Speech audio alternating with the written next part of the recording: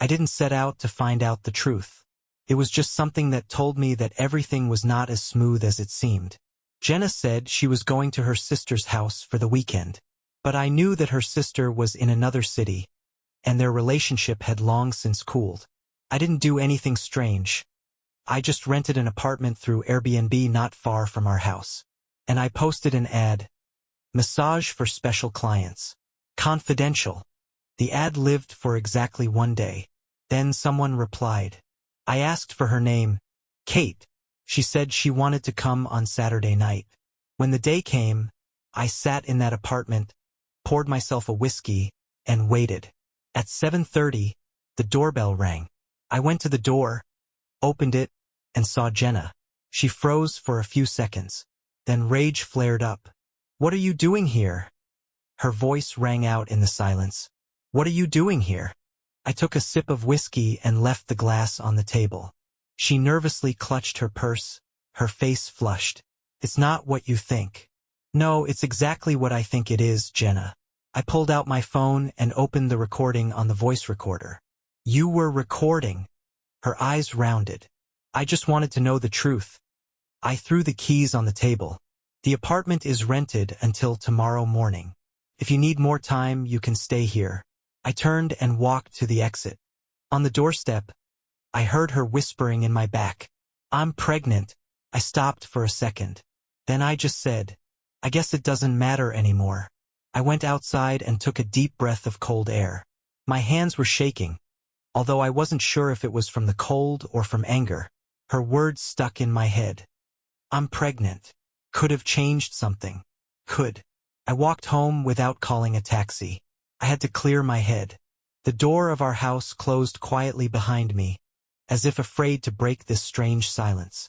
I threw my jacket on a chair and poured myself another whiskey.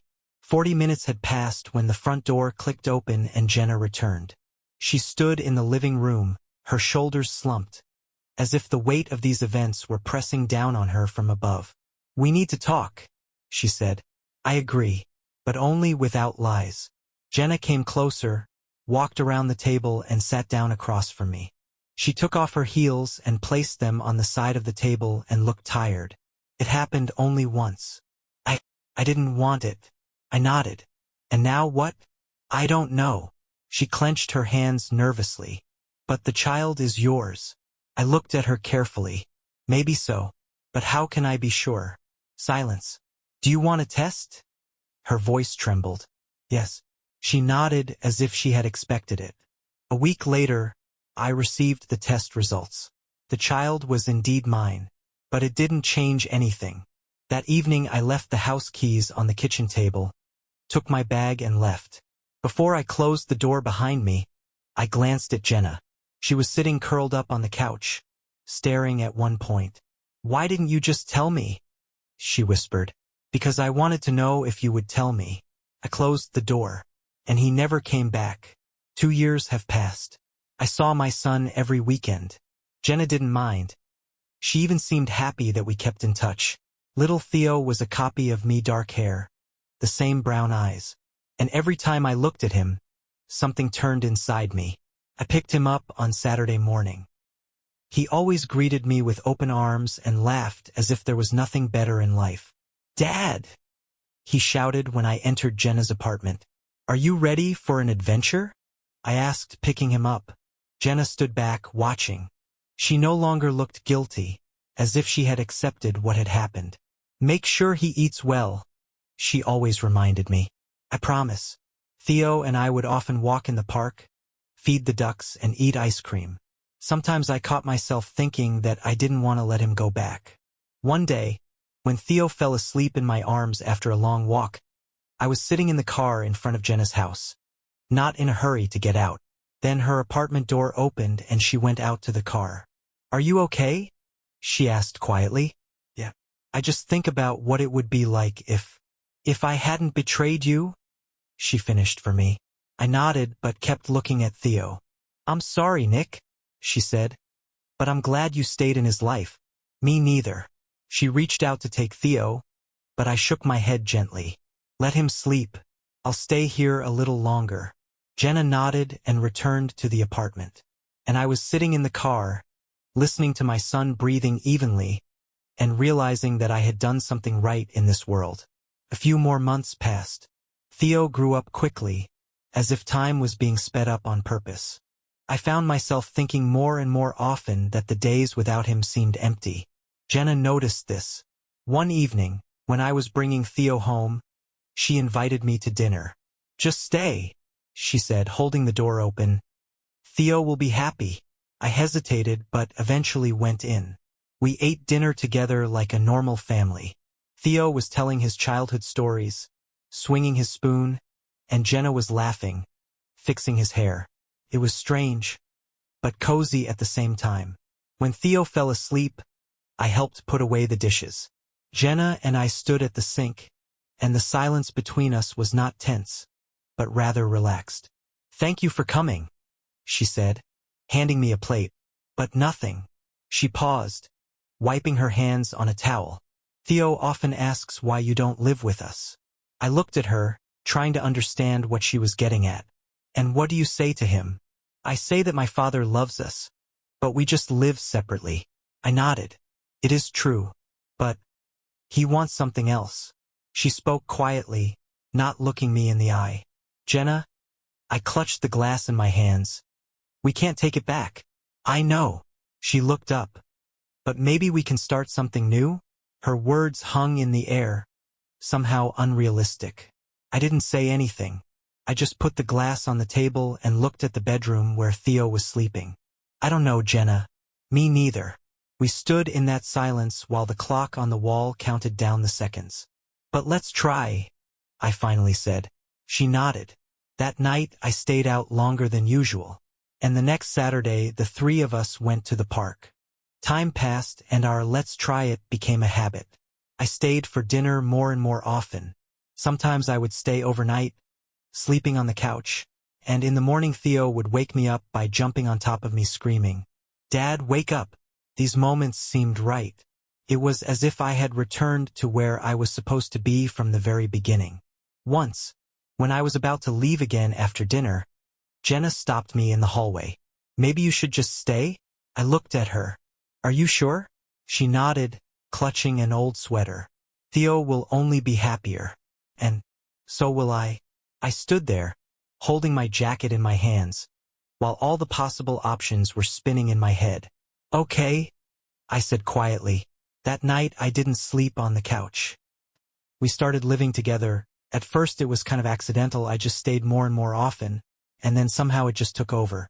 Theo was thrilled. He would wake up in the morning and run to our room to crawl under the covers between us. One day I woke up before both of them. Theo was lying there, hugging his mom, snoring peacefully. Jenna was holding him close to her, her hair spilling over the pillow. That was the moment when I realized that I didn't want to run away anymore. One day, when Theo and I were playing in the park, he suddenly asked, "Dad, will you stay with us forever now?" I sat down next to him and looked seriously into his eyes. "Yes, Theo, I'll stay." He smiled broadly and hugged me tightly.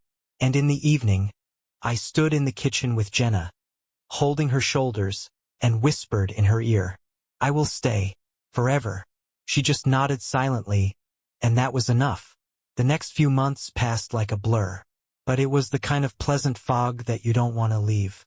Life went on smoothly, breakfasts together, watching cartoons with Theo in the evening, going to the park. I sometimes caught myself thinking that it was like a second chance. One evening, after Theo had fallen asleep, Jenna and I were sitting in the kitchen with glasses of wine. I noticed her nervously twirling a napkin in her hands.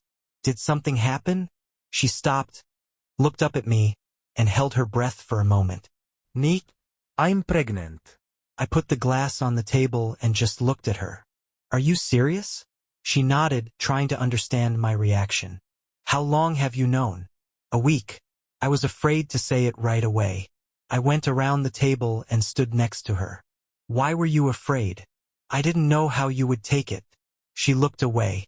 I gently took her hand and squeezed it. "Jenna, I'm not running away this time." She looked up, and tears glistened in her eyes. "Are you sure you're ready?" I smiled. "I'm ready." and I'm looking forward to telling Theo about it. That evening we sat on the couch for a long time, hugging each other in silence. When we told Theo, he was thrilled. "Will I have a brother or sister?" "Yes," I nodded. "Wow." He jumped up and put his hands in the air. "I'm going to be a big brother." He was running around the apartment screaming with joy, and Jenna was laughing as she watched him. I looked at them and felt a calmness envelop me. At that moment I realized that it doesn't matter what happened before. All that matters is what is now, and I was ready to build this future. When the time came for the birth, everything became a real whirlwind of events. Jenna woke up in the middle of the night clutching my hand. "Neat, I think it started." I jumped out of bed, waking up immediately. Theo was sleeping in the next room, so I quickly packed my bag, which had been standing by the door for a week. We left Theo with Jenny's friend who lived in the neighborhood. He nodded sleepily and hugged his mom, promising to be good. When we arrived at the hospital, everything went quickly, although it was tense. A few hours later, I was holding a little girl wrapped in a warm blanket. She was clenching a tiny fist and softly sobbing. Jenna was exhausted but happy. She looked at us with a tenderness I hadn't seen in a long time. "She looks like you," she whispered. "I hope you were like you in character." I smiled. We sat in silence for a long time, enjoying this moment. When we brought Emma home, Theo was the first to meet us at the door. "Where is she? Where is my sister?" I bent down and showed him the bundle in my hands. "Here she is, meet her." He looked at her carefully, then lightly touched her tiny hand with his finger. "She's so small," he whispered. "Yeah," I nodded. Theo looked up at me. "Dad, I'll protect her." I smiled and hugged him. "I have no doubt about that, Theo." Jenna was standing next to me, holding my hand, and in that moment I realized that I was finally where I was supposed to be. This time it's for good. Life with 2 children became chaotic, but it was the kind of chaos I loved. Emma grew up fast, and it seemed that only yesterday I was holding her in my arms, and today she was already crawling around the apartment, dragging Theo's toys with her. Theo really became her protector. If someone came up to the stroller in the park or tried to touch it, he instantly got between them. "She is my sister. Don't touch her," he said with a serious face. Jenna laughed, and I felt proud looking at him. Once, when we were sitting on the floor doing puzzles, Theo suddenly stopped and looked at me. "Dad, will you always be with us now?" I felt something snap in my chest. "Yes, Theo. Always." He nodded and plunged back into the game, as if the answer was as obvious to him as it was to me. A few months later, we decided to go on vacation for the first time in a long time. We went to the lake where I used to vacation with my parents. Theo was learning how to fish, and Emma was sitting on a blanket and playing with a seashell she found on the shore. "Look, Dad." Theo happily showed me the fish he had caught. "I caught it myself." I laughed and nodded. "Well done, champion." Jenna stood next to me and held Emma in her arms, watching us with a smile. She whispered softly, "This is the life I wanted." I hugged them both, feeling my heart fill with warmth. And so am I. That night we sat by the fire, wrapped in blankets. Theo fell asleep with his head on my lap, and Emma dozed in Jenna's arms. I looked at the starry sky and thought about how much our lives had changed. Betrayal, pain, distrust, all of this is far behind. There was only the future ahead, which we were building together. And this time I was not going to let go. Another year passed. Emma had learned to walk, and now she had to be watched closely as she explored every corner of the house. Theo became even more responsible, sometimes even too much so. "Dad, Emma's plugged in again," he shouted from the living room. I hurried there, but usually found them both on the floor. Theo was already pulling his sister out of the danger zone and trying to interest her with cubes or cars. "She wants to be like you," I laughed, picking Emma up. Theo proudly squared his shoulders. "That's good. I'm the older brother. Life has acquired simple but such important joys." And then the day came. Jenna was waiting for me at home with Theo and Emma. When I walked in, I felt something strange in the air, like excitement. "What happened?" Jenna silently placed the envelope in front of me. What is it? She nervously clenched her hands. Look at this. I opened the envelope. Inside were documents. To change the name. Theo wants you to officially become his father. I froze. But he asked for it himself. He says that you are his real dad and he doesn't need another one. I looked at Theo, who was standing in the doorway, looking at me shyly. Is this really what you want, Theo? He nodded. Yes, Dad. I couldn't help but smile.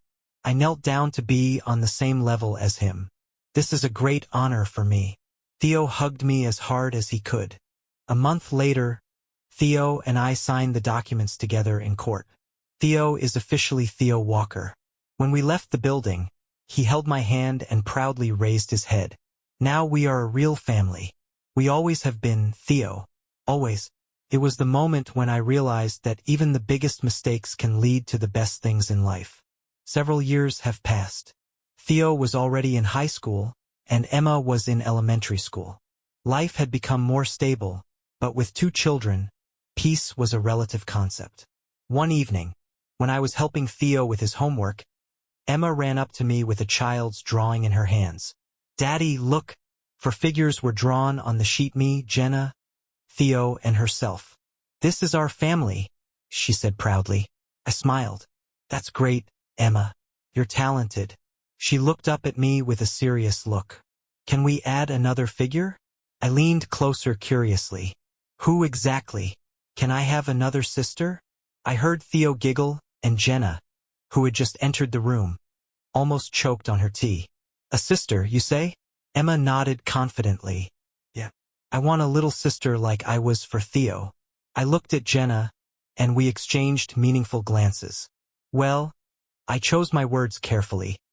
It's not as simple as drawing it on paper, but you can try.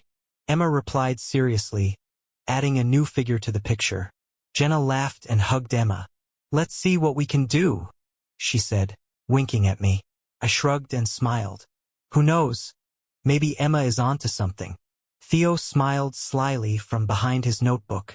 Just let us know in advance. I have to be ready. We all laughed, and at that moment I felt the same thing again. The fullness and calm that comes only at home. Life was not perfect, but it was definitely right. And I was grateful for every moment of it. Another 6 months passed. Jenna really had something to say to Theo. One evening we were sitting together on the couch watching a cartoon when she turned off the TV and turned to the children. We have news for you, she said with a warm smile. Theo lifted his head from the pillow, and Emma leaned closer, curious. What happened, Mom? She asked. Jenna looked at me, and I took her hand. You will soon become a big brother and a big sister, I said. For a moment, the room was silent. Sister, Emma exclaimed, jumping up and down. Or brother, I clarified, laughing. Emma rushed to Jenna and hugged her, as if she wanted to convey all her love in 1 second. Theo remained seated, looking smart. Wow, this is serious, he said. What about you? Are you ready to be a big brother twice? I asked, looking at him. He shrugged, but I could see that he didn't mind. I think I can handle it. But if it's a boy, I won't share my computer with him. The deal is done, I laughed. Jenna hugged us all, and the 4 of us stayed on the couch, watching the TV without even turning it on. Hashtag, hashtag, hashtag. When the day came and we went to the hospital for the 4th time, Emma insisted on being left with a friend. I should be the first to see my sister, she said. A few hours later, we held a little girl with dark curls like Jenna's in our arms. Theo was the first to arrive. He stood by the bed and looked at the baby. What is her name? Lily, Jenna replied, smiling. Theo leaned over to get a better look at her. Hi, Lily, he said quietly. I'll be watching you. Jenna looked at me, and I realized that everything had fallen into place. It was our family, and nothing else mattered. Lily grew up fast. It seemed faster than anyone else. She was the child who instantly won the attention and hearts of everyone around her. Emma considered herself her mentor and tried to teach Lily everything she knew. Theo, although he pretended to be indifferent, was always there for her whenever something happened. But one event made me look at it all in a new way. Hashtag, hashtag, hashtag. One day I came home a little later than usual. Jenna and the kids were at the park, and the house seemed unusually quiet. While I was changing, my phone rang.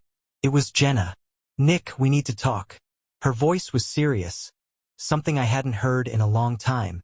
"Did something happen?" "Yeah. Lily." She said the strangest thing. "What exactly?" "She said she saw that uncle." I stopped. "What do you mean? What uncle?" Jenna sighed. She described him. "And you know what the worst part is?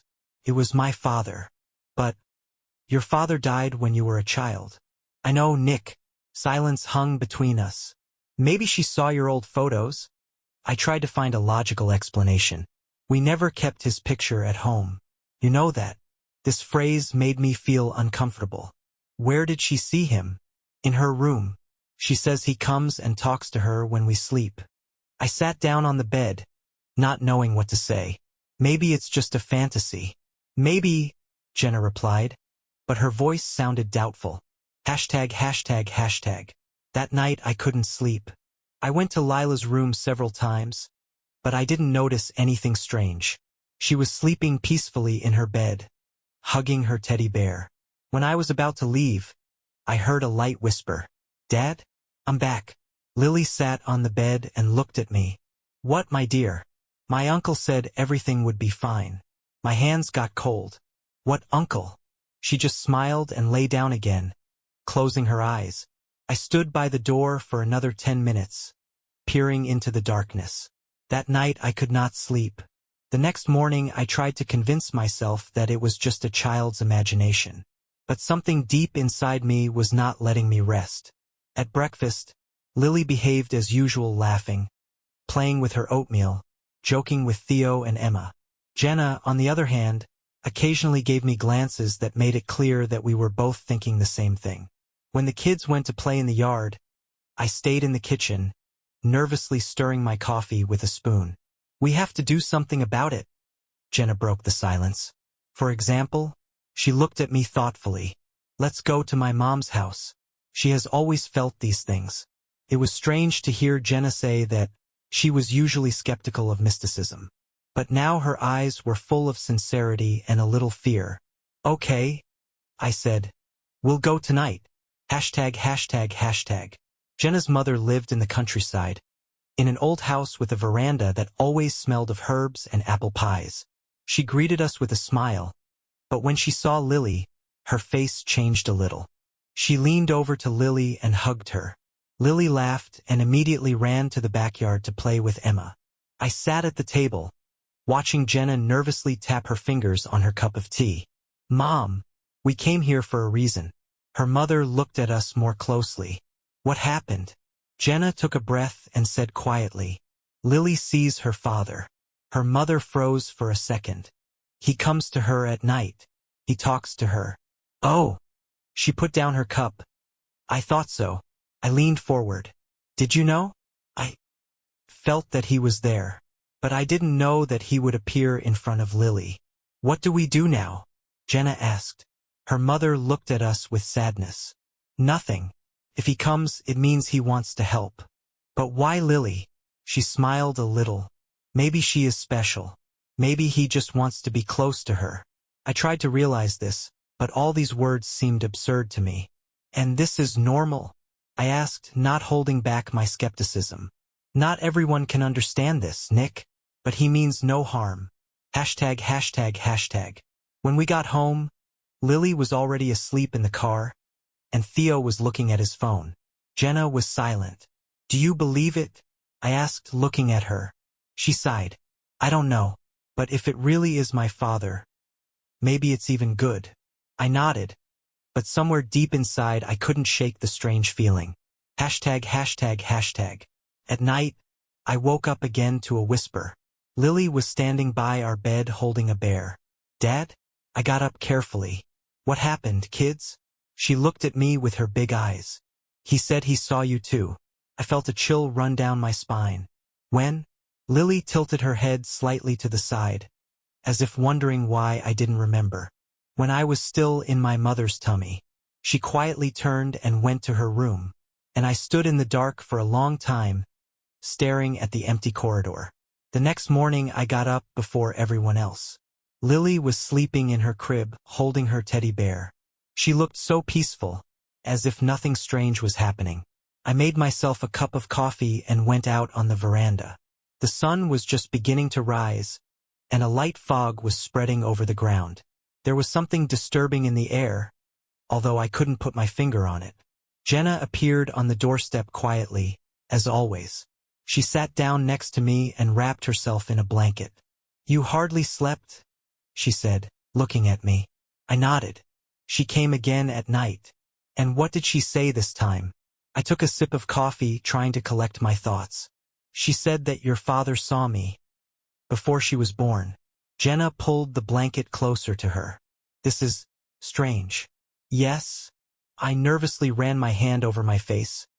But she spoke so calmly, as if it was something familiar. She paused, looking at the trees in the yard. "I think we should go to my mom again. She might know more than she told us." I shrugged my shoulders.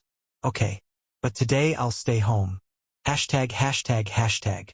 That day I worked from home. Jenna took the kids to school and kindergarten, and I was alone. The house was quiet. Too quiet. At about 2 in the afternoon, I heard something creak in the living room. I thought maybe it was the wind or the old floorboards. But when I went in, I saw that the door of an old closet was open. This wardrobe has been here since we moved in. We hardly ever used it. I slowly approached and looked inside. There were a few old things there, boxes of Christmas toys, old books, and a small envelope yellowed by time. Picked it up and opened it. There was a photograph inside. It showed Jenna as a child, her mother, and a man I had never seen before. Tall, with thick dark hair and a friendly smile. On the back was written, "Together forever. 1986. I looked at the man again, and then I felt cold. It was the same man I had seen in my dreams several times in recent months. I could not forget his face. I sat with this photo in my hands and felt a strange feeling growing inside me that this was just the beginning. I put the photo on the table and looked at it for a long time, trying to understand why that face seemed so familiar. Finally, I decided to call Jenny. "Hi," she answered quickly, as if she was expecting a call. "Is something wrong?" "Jenna, I found an old picture in the closet. It's of you and your mom and your dad." Silence fell on the other end. "In which closet?" "In the living room. The door was open." Jenna exhaled slowly. "We never left anything there, Nick." I felt a chill run down my spine. "But this photo is here. And I think I saw him. Did you see that?" "In my dreams. I didn't pay much attention to it before, but now." I heard Jenna get into the car, probably. "I'll pick up the kids now and we'll go home." "Good." Hashtag, hashtag, hashtag. When they returned, Emma immediately ran to her room and Theo sat down in the living room with his tablet. Jenna looked at the photo and was silent for a long time. "It's definitely my dad. I remember this photo. But I can't remember how it could have ended up here." "Didn't your mother say anything about this?" She shook her head. "Mom doesn't like to talk about it. But maybe it's time to ask her directly." Hashtag, hashtag, hashtag. That evening we went to her mother's house again. The house was lit only by a table lamp when we entered. "I was waiting for you," she said, as if she knew we were coming. Jenna put the photo on the table. "Mom, this photo was at our house. In the closet." Jenna's mother looked at the picture and held her breath for a second. "I was hiding it. I didn't want you to see it." "Why?" I asked. She stroked a corner of the photo with her finger. "Because your father, he didn't just die." Jenna froze. "What do you mean?" Her mother finally looked up at us. "He disappeared. He just left the house one morning and never came back. No trace of him. Nothing." I looked at Jenna, but she looked like she was hearing it for the first time. "Why didn't you ever tell us this?" "Because it was too strange." "Isn't it strange?" Her mother looked down. "A few months after he disappeared, Lily, my younger sister, said that he came to her at night, talking to her. I thought it was just a childish fantasy, But then she started telling me things she couldn't possibly know. Jenna wrapped her arms around her head. Why didn't I know any of this? You were too young. I felt it all starting to come together in some kind of bizarre puzzle. Do you think this could happen again with Lily? Jenna's mother looked at me thoughtfully. If he comes to Lily, it means he is looking for something or someone. What should we do now? She sighed. Let him know that he is no longer needed here. Jenna grabbed my hand. Nick, we can't just let this go. I know, but I had a growing feeling inside me that this story was far from over. I didn't sleep that night. I lay in the dark, listening to Jenna's soft breathing next to me. But with every sound that came from the hallway, I tensed up. At about 3 in the morning, I heard the door to Lilia's room open. Slowly, almost silently, I got out of bed, carefully walking barefoot on the floor. When I approached the door of her room, I saw a faint light from a nightlight. Lily was sitting on the edge of the bed, as if waiting for someone. Lily, I whispered softly. She looked up and smiled. Daddy. What are you doing here in the middle of the night? She leaned forward and whispered. He came again. But this time he said he wanted to talk to you. I felt my heart sink somewhere down. Where is he now? Lily pointed to a dark corner of the room. Ibid. I peered into the darkness, but saw nothing. Lily, there's no one here. He said you weren't ready to see him, but you are almost ready. I swallowed the lump in my throat and sat down next to my daughter. Lily, if you see him again, tell him that Daddy loves him very much. But we have to move on. Okay. She paused, as if she was thinking about my words. Okay, Daddy. But he said he was just curious to see how we lived. It sounded so simple and ordinary that I didn't know what to say. Go to bed, dear. Lily obediently crawled under the covers, and I sat next to her for a few more minutes until she fell asleep. ####. The next morning, Jenna stood in the kitchen drinking tea, looking out the window. She talked to him again, I said, sitting down at the table. Jenna put down her cup. And what did he say this time? That he wants to talk to me. Jenna froze for a moment and then sighed. Maybe he needs you more than we think. Jenna, it's just... No, Nick. This is no longer just a childish fantasy. I sighed. Okay, what do you propose? She looked me straight in the eye. If he wants to talk, let him. I laughed with nerves. How am I supposed to do this? Put 2 chairs in the living room and wait until the ghost of your relatives wants to talk to you? Jenna raised her eyebrows. If it works, why not? ####. That evening I did put 2 chairs in the living room when the kids went to bed. Jenna watched in silence as I poured 2 cups of tea and put them on the table. Really? She whispered. If you're gonna do it for real. We sat down in front of an empty chair and waited.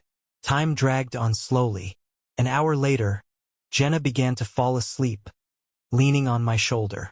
I was about to put the cups away when I noticed that something had changed on the second cup. The tea in it wobbled slightly, as if someone had touched the table lightly. My hands got cold. I cautiously leaned forward. If you're here. I'm listening. Silence. But the tea continued to shake slightly, and I realized that someone was still there. The next morning, the cup was still on the table, as if waiting for the conversation to continue. Jenna was silent. She just sat on the edge of the couch and looked at her as if she was waiting for something to happen. Maybe it was just a draft, I said, trying to fill the silence. Jenna looked at me and smiled sadly. You don't believe it yourself. I sighed. Maybe. We agreed not to touch the cup, and we left it on the table as a strange symbol of the presence of someone who could not be seen. ####. A few days passed. Nothing happened. Lily never mentioned her uncle again, and Theo was busy with his own business. But something remained, the feeling that someone was watching all the time. One evening, when I put the children to bed and was about to go to bed, I heard footsteps in the living room. I stopped. The footsteps were light, almost inaudible. I quietly went out into the hallway and saw Lily standing in the middle of the living room in her nightgown. She looked at the wall where an old family photo of Jenna with her parents hung. Lily? I whispered, approaching her. She did not look back, but I heard her quiet voice. He said he had to go. I froze. What? Lily looked at me over her shoulder. He said he wouldn't come anymore. He just wanted to make sure we were safe. I came closer and sat down next to her. And did you realize that? Lily nodded. Yes. He said he loved us and that everything was fine now. I hugged her tightly, feeling my heart beat faster. Hashtag, hashtag, hashtag. The next morning, the cup of tea was empty. Did you drink your tea? Jenna asked when we were having breakfast. I shook my head. No. She looked at the cup but said nothing. That evening I removed it from the living room, and nothing strange ever happened again. Was it really her father? Or was it just a coincidence and a child's fantasy? I don't know. But we have a new custom in our family. We put one extra cup of tea on the table at Christmas. Just for fun. Just in case. Christmas was approaching, and the house was slowly filling with the smell of pine needles and cinnamon. Theo was helping me hang the garlands, and Lily and Emma were coloring paper snowflakes. Dad? Lily suddenly said, not taking her eyes off the drawing. What if he comes again when I grow up? I put the Christmas tree ornament on the table and sat down next to it. Do you want him to come? She paused, drawing thin lines on the snowflake. I don't know, but he was kind, and I miss him a little bit. I ran my hand lightly through her hair. If he ever shows up again, you'll know what to do. Lily nodded and continued to draw. Hashtag, hashtag, hashtag. In the evening, Jenna went out into the yard. She stood by the snow-covered trees, wrapped in a blanket, and looked up at the starry sky. I went out to get her with a cup of hot tea. Are you thinking about him again? She took the cup but did not answer immediately. I think he really left. I nodded, peering out the windows of the house, behind which the lights of the Christmas tree flickered. But have you noticed? Since then, Lily has become calmer. Yes. Sometimes I think she has grown up since then. We stood in silence until the children's laughter came from the house. Theo was running down the hall with Emma, trying to carry a tray of cookies. Lily appeared in the doorway. Mom, Dad, come quickly. The tree is ready. Jenna smiled and pulled me by the hand back into the house. Hashtag, hashtag, hashtag. The four of us were sitting on the floor by the Christmas tree, lighting the lights. Lily was sitting between Jenna and me, and Theo and Emma were arguing over who would hang the star. Let's go this year, Theo suggested, sitting his sister down. Emma proudly placed the star on top. Now it's perfect, Lily said. Theo picked up his cup of cocoa and winked at me. Daddy, don't forget, I need another cup of tea. Jenna laughed. Do you really want to keep doing this? Of course we do. This is already our tradition. I put the cup on the table by the window, away from the Christmas tree. No one said anything, but each of us knew why she was standing there. Lily clung to me and whispered, he would be proud of us. I hugged her tighter and answered, I'm sure of it, my dear. And outside the window, snow was falling quietly, covering our house with a blanket of peace. Christmas night was quiet. Jenna and I stayed sitting by the Christmas tree when the children were already asleep. A cup of tea stood on the windowsill, and the lights of the garlands reflected in the dark glass. It's amazing how much things have changed in this year, Jenna said, leaning against me. Yes, I sometimes think that if it wasn't for this story with Lily, we wouldn't have become so close. She nodded. It's like a reminder of what's important. I looked at the cup. In the darkness, it looked like someone was standing outside the window. But when I looked closely, there was only a shadow from the branches. Do you think he's really not coming back? Jenna thought about it. I think he will stay around, we just don't see him now. She took my hand, and we sat there for a while, enjoying the silence. Hashtag, hashtag, hashtag. And then something happened that I will remember forever. In the middle of the night, I woke up to a faint knock. At first I thought it was the wind. But when I went to the window, I saw that the cup of tea was empty. The tea I poured disappeared, and next to it on the windowsill was a small snowflake cut out of paper. I took it in my hands. It was neatly written on the snowflake. Thank you. My fingers trembled slightly. Neek? Jenna whispered, coming up behind me. What happened? I showed her a snowflake. She looked at me, and I saw her eyes fill with tears. Did Lily do it? I shook my head. No. Lily doesn't even know how to spell it so smoothly. Jenna carefully took the snowflake and looked at it for a long time. I did not answer anything. We just stood by the window holding hands. And at that moment I knew for sure that someone was really there. And this someone was really watching us. Not as a shadow from the past. And as a part of our family. The next morning I found Lily in the kitchen. She was sitting at the table, intently drawing something on a large sheet of paper. Hello, kids. What are you doing there? I asked, sitting down across from him. Lily looked up and smiled broadly. This is a postcard for my uncle. I froze. For your uncle?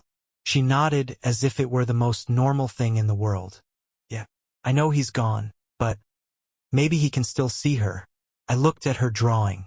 There were all of us there, me, Jenna, Theo, Emma, Lily, and another figure off to the side with a big warm smiling face.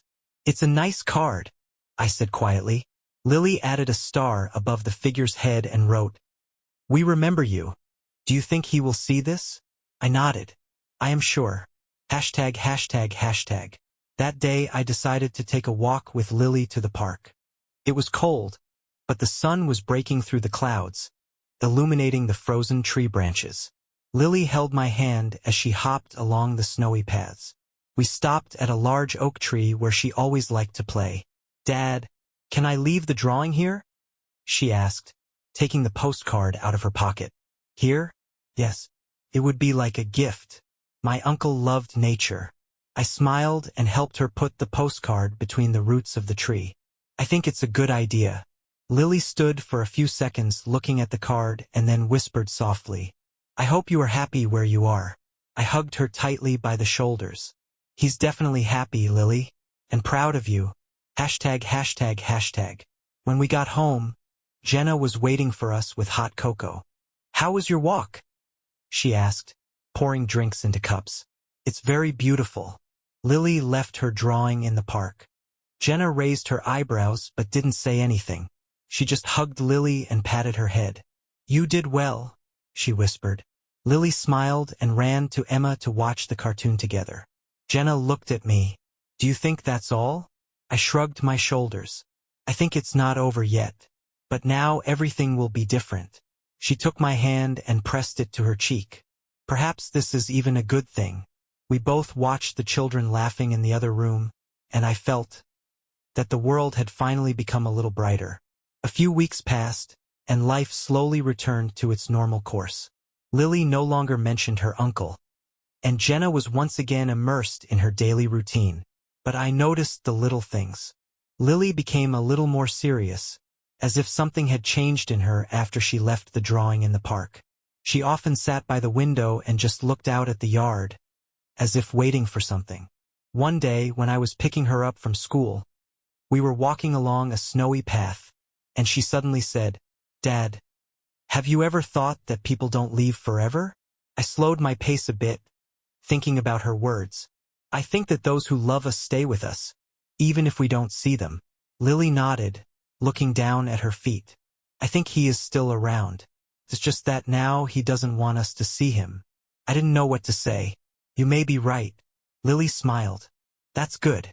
I would like him to know that I will not forget him. I squeezed her small hand, and we continued walking in silence. Hashtag, hashtag, hashtag. That evening, after the kids were asleep, I sat in the living room with a book, but I couldn't concentrate. Jenna came in from the kitchen with 2 cups of tea and sat down next to me. Are you thinking about Lily again? I nodded, taking a sip of the hot drink. She says she can still feel it. Jenna looked thoughtfully at the fire in the fireplace. Maybe it's true. And I started to think, maybe it's not so bad? I raised my eyebrows. What do you mean? She carefully placed the cup on the table.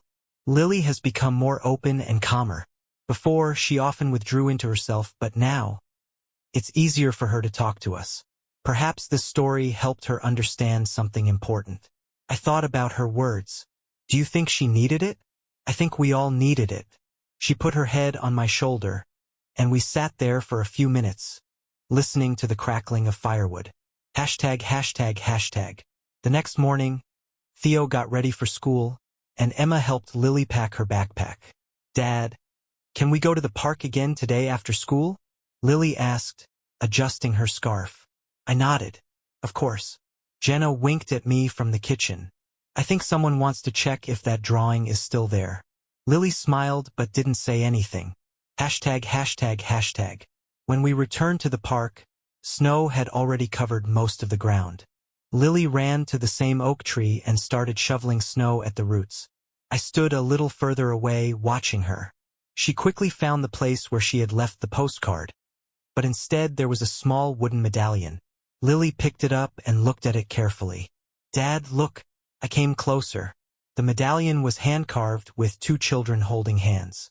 Lily clutched it in her palm and looked at me with a big smile. He left this behind. I know. I ran my fingers over the medallion. It was warm as if it had just been cut. Hashtag, hashtag, hashtag. That night, Lily put the medallion on her bedside table. Let him be here. That way I'll know he's around. I kissed her forehead and turned off the light. Jenna came up to me when I left the room. What was it? I showed her the medallion and told her everything that happened in the park.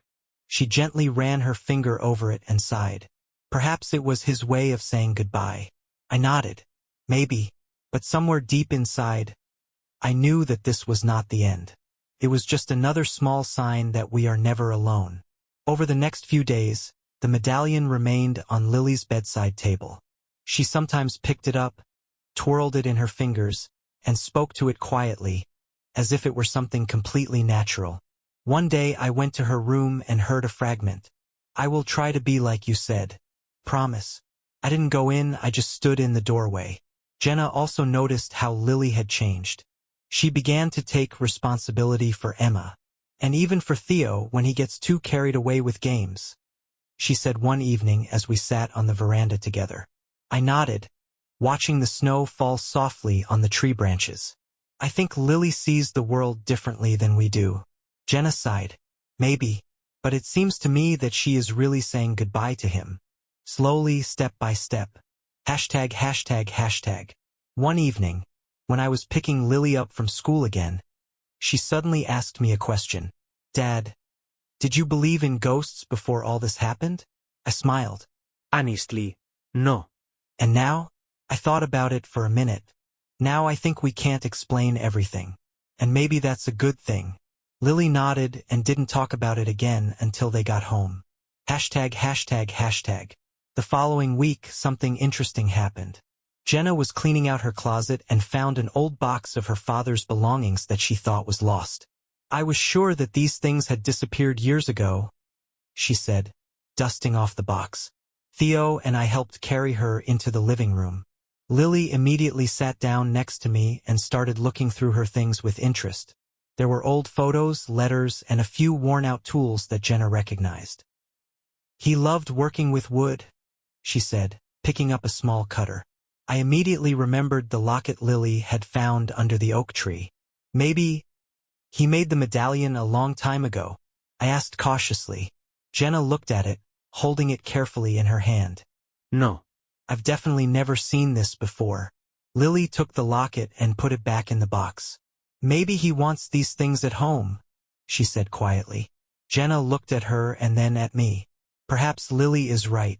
Hashtag, hashtag, hashtag. After that, we decided to leave the box in one of the rooms. It has become a kind of memento, a reminder that even if someone leaves, they stay with us for the little things. Lily stopped talking to the medallion as often, but I noticed that sometimes she still touches it when she thinks no one is looking. One evening, when I was covering her with a blanket, she asked me, Dad, would he be proud of us? I sat down on the edge of the bed. He is proud of you every day, Lily, and so am I. She smiled and closed her eyes. I left the room, leaving the door slightly ajar, as she liked. Jenna was waiting for me in the living room. Is she asleep? Yes. We sat down together, and I could feel the silence filling the space. But it was a calm, warm silence, the kind that comes when everyone is at home and everything is in its place. And as we sat there looking at the Christmas tree, I realized that this story would stay with us. But she was no longer frightening. She became a part of our family. The days grew longer and the snow began to melt. Spring was slowly making its way through the last of the winter cold. Lily was playing in the yard with Emma again, and Theo was riding his bike down the street. I sat on the porch, holding a cup of coffee, and watched them. Jenna came out of the house with a book and sat down next to me. "They grow up so fast," she said, watching Lily help Emma make something out of snow. "Yes, sometimes I think I'm missing something important." Jenna smiled and put her hand on my shoulder. "You don't miss anything.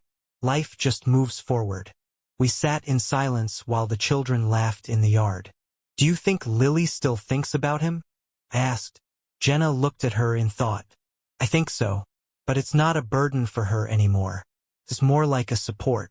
It has changed. We have all changed." I took a sip of coffee and looked at the children again. "Do you remember how you said you thought it wasn't the end?" Jenna nodded. "And how do you feel now?" She tilted her head slightly to the side, as if listening to her thoughts. "I think it's like those things that stay with us forever, even when we don't notice it." I sighed, hugged her and kissed her softly in the hair. "This is probably right." Jenna thought for a moment and then said, "By the way, my mom wants us to come over this weekend. She says she found something interesting in the old things." "Anything else from the past?" "Maybe." She didn't say for sure, but I thought it was a good reason to see her again. I nodded. "We haven't been there for a long time. I think the kids will like it. ####. When we arrived at Jenna's mother's house, she greeted us with the same warm smile she always had. Lily was the first to get out of the car and immediately ran to the backyard where the old swing set used to be. Theo and Emma followed. Jenna and I walked into a house that smelled like herbs and apple pie. "You've arrived just in time," her mother said, drying her hands with a towel. "Did something happen?" She nodded to the table where the old box was lying. "I found it in the basement when I was cleaning. Your father made it himself, but I thought it had disappeared years ago." Jenna sat down at the table and carefully ran her fingers over the carved patterns on the lid. "It's so familiar." "Open it," my mother said quietly. Jenna slowly lifted the lid. Inside were several old notebooks, a clock, and a small wooden figurine similar to the one Lily had found in the park. I picked her up. "Look, that's..." Jenna touched the figurine and nodded. "It's definitely him." Jenna's mother sat down next to her. "He always carved such figures for children. I thought they were all lost." I put the figurine back in the box, and Jenna looked at it for a long time. "What do you want to do with it?" her mother asked.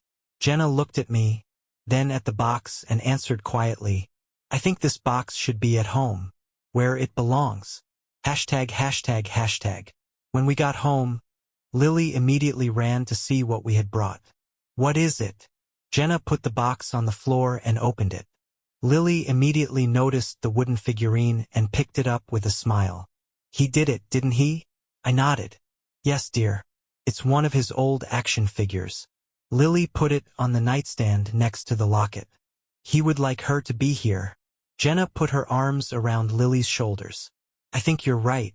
####. That evening, when the children were already asleep, I went into Lily's room to turn off the light. There was a medallion and a figurine on the nightstand, and I felt that now they somehow complement each other. I closed the door, feeling strangely calm. Perhaps this chapter of our history was indeed over. But now it was not something frightening or incomprehensible. It was just a part of us. A month passed. The box remained in the living room as part of the interior, but no one touched it. It seemed that it had become a kind of symbol, a bridge between the past and the present. Lily never mentioned her uncle again, and I began to think that perhaps her memories were gradually fading away, like a light drawing on a foggy glass. But one evening something changed. ####. It was late at night. I woke up to a slight creak of the door. Jenna was sleeping peacefully next to me, and I decided to check if Lily was wandering around the house again. When I stepped out into the hallway, the living room lights were off, but a faint flicker was coming from under the door to Lila's room. I quietly opened the door and saw her sitting on the bed, holding a medallion. "Lily? Why are you awake?" She looked up and looked at me as seriously as I had ever seen her before. "He came back." I felt a chill run down my back. "What do you mean?" "He came when I was sleeping. But this time he didn't talk to me. He just stood by the door and watched." I sat down next to her and took her hand. "Weren't you scared?" Lily shook her head. No. "He was sad. But I think it's not because he wants to stay." "Why then?" Lily clutched the medallion to her chest. "He wants us to remember. Hashtag, hashtag, hashtag." The next morning I told Jenny about it. She was silent for a long time, staring at the box on the mantelpiece by the fireplace. "I think he's really still here," she finally said. "But why?" Jenna lifted the lid of the box and pulled out one of the notebooks we hadn't opened yet. "Perhaps because we are not done yet." She opened the notebook and started reading. The notebook contained short notes about the family, about Lily as a child, about Jenna when she was little. "He kept a diary?" Jenna whispered, flipping through the pages. We read the notebook together for the whole evening. Each entry contained something special, memories of moments that were kept only in it. There was an entry on the last page. "I will always be there for you, even if you can't see me. My family is what keeps me here. Asterisk, asterisk." Jenna hugged her notebook to her chest and closed her eyes. "Do you think he'll be able to leave now?" I hugged her. "I think so. Hashtag, hashtag, hashtag." That night, Lily came to me again before going to bed. "Dad, he's not coming back, is he?" I sat down by her bed and smiled. "I think now he knows that we remember him. And this is the most important thing." Lily nodded quietly. "I will always keep this medallion. And he will be happy about it." Lily closed her eyes and I walked out, leaving the door slightly ajar. For the first time in a long time I felt calm. Jenna was waiting for me in the hallway. "Is everything okay?" "Yeah." "She's asleep." We went into the living room where I turned off the light. The box remained in its place, but now I knew it was not a burden of the past. It was a reminder that family is more than just the people around you. This is a connection that does not disappear even when someone leaves. A few weeks passed, and life returned to a calm routine. Lily still kept the locket on her desk, but she no longer talked about her uncle. Jenna sometimes read the notebooks from that box, but not with sadness, but rather with tenderness, as if they were letters from someone she hadn't seen in a long time. One Saturday morning I woke up to laughter coming from the kitchen. I got dressed and went to see what was going on. "What's going on here?" I asked, leaning on the door frame. Lily was sitting at the table, her face covered in flour, and Emma was trying her best to knead the dough in a bowl that was twice her size. Theo stood next to them, smiling slyly. "We're making cookies," Emma exclaimed happily. Jenna, in agony, tried to keep a serious face, but in vain. They said they wanted to cook something for the guests. I raised my eyebrows. "Will we have guests?" Lily turned around and smiled broadly. "This is a surprise." I did not ask anything, deciding to wait. Hashtag, hashtag, hashtag. By evening, the house was filled with the smell of vanilla and cinnamon. The cookies turned out a little crooked, but the kids were delighted. "Now we need to set the table," Lily said, putting the cookies on a plate. Jenna handed her napkins, and Emma carefully arranged the cups. When everything was ready, Lily came up to me and whispered softly, "Dad, we did it for him." I stopped for a second. "For him?" "Yes. Even if he doesn't come anymore, I think he can still see it." I felt warmth in my chest and hugged her. "I think you're right." We all sat down at the table. Jenna picked up her cup of tea and looked at the empty space at the end of the table where there was another cup. "I hope he likes it." Pale Winke. I think he would still say that we added too much sugar. We laughed. That evening I realized that we no longer miss the one who was once with us. We just remember, and this is the most important thing. When everyone went to bed, I sat in the kitchen for a while longer, looking at the cup that was left on the table. There was tea in it, which I poured for no reason, out of gratitude. And when I was about to leave, it seemed to me that the tea swayed slightly, as if someone had touched it with a light breath. I smiled and said quietly, "Thank you for being there for me." Then he turned off the light and went to the bedroom. Spring has brought a new sense of lightness to our home. Lily never mentioned her uncle again. But the box of old things remained in the living room as a silent reminder of what we had gone through together. One evening, when I came home from work, Lily met me with a strange look on her face. "Dad, I want to show you something," she said quietly. I took off my jacket and followed her to her room. On the bed was the same snowflake that we found on the windowsill on Christmas night. "I thought she was gone," I whispered, sitting down next to her. Lily nodded. "Neither did I, but today it was in my backpack." I picked up the snowflake, examining it. It was a little crumpled, but the inscription was still clearly visible. Asterisk, thank you. "Maybe it's just a coincidence," I said, although I didn't really believe in these words. Lily shook her head. No. "I think it's a sign."